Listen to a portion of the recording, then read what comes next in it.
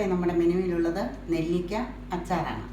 അതിന് ആവശ്യമുള്ളത് 8 മിനിറ്റ് നേരം സ്റ്റീം ചെയ്തെടുത്ത നെല്ലിക്കയാണ്. ഒരു ഇഡലി പാത്രത്തിൻ്റെ തട്ടിൽ വെച്ച് 8 മിനിറ്റോളം വേവിച്ച നെല്ലിക്കയാണ് ഈ ഇരിക്കുന്നത്. ആവശ്യമുള്ളത് വെളുത്തുള്ളി 2 ടേബിൾ സ്പൂൺ, ഇഞ്ചി കൊത്തി അരിഞ്ഞത് 1 ടേബിൾ സ്പൂൺ, മുളക് പൊടി 3 ടേബിൾ സ്പൂൺ.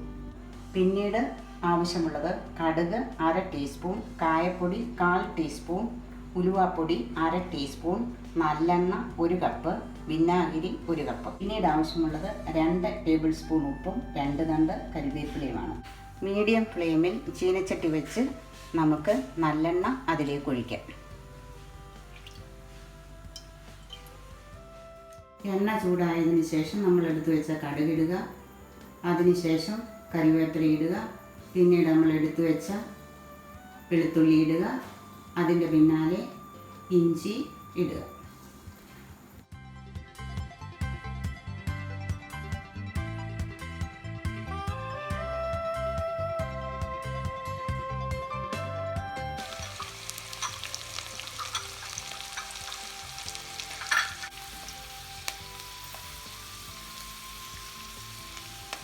ഏകദേശം ഈ ബ്രൗൺ നിറമാകുമ്പോൾ ഓഫാക്കണം. ഇതിലേക്ക് നമ്മൾ എടുത്തു വെച്ച മുളക് പൊടി ഇട്ട് ഒന്ന് ഇളക്കുക.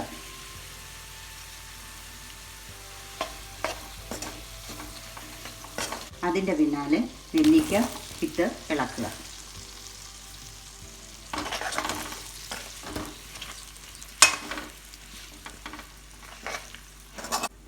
അതിൻ്റെ പിന്നാലെ എടുത്തു വെച്ച 2 ടേബിൾ സ്പൂൺ ഉപ്പ്, കായപ്പൊടി, ഉലുവാപ്പൊടി എന്നിവ ഇടുക. ഉപ്പ് ഇട്ടതിന് ശേഷം നമ്മൾ എടുത്തു വെച്ച 1 കപ്പ് വിനാഗിരി ഒഴിക്കുക. പിന്നീട് ഒന്ന് ഇളക്കി കൊടുക്കണം.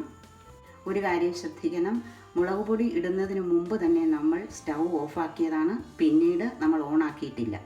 ഈ നെല്ലിക്ക അച്ചാറിൻ്റെ പ്രിപ്പറേഷൻ ഇത്രയേ ഉള്ളൂ. ഇനി നമുക്ക് 1/2 മണിക്കൂർ തണുക്കാനായിട്ട് വയ്ക്കുക. തണുത്ത് കഴിയുമ്പോൾ ഇതിൻ്റെ ചാറ് കുറച്ചുകൂടി കുറുകി വരും.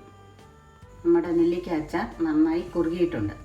എണ്ണ കൂടുതൽ ഉപയോഗിച്ചിരിക്കുന്നത് നമ്മൾ കുപ്പിയിലിട്ട് എടുത്തു വെക്കുമ്പോൾ എണ്ണ ഇതിൻ്റെ മുകളിൽ പൊങ്ങിക്കിടന്നാൽ പെട്ടെന്ന് ചീത്തയാകുകയില്ല. ഇത് 2 ആഴ്ചയോളം വെച്ചതിന് ശേഷം ഉപയോഗിക്കുന്നതായിരിക്കും രുചികരം. നെല്ലിക്ക സ്റ്റീം ചെയ്തതിന് ശേഷം ചെറു കഷ്ണങ്ങളാക്കി മുറിച്ചും നമുക്കിത് പ്രിപ്പയർ ചെയ്യാവുന്നതാണ്.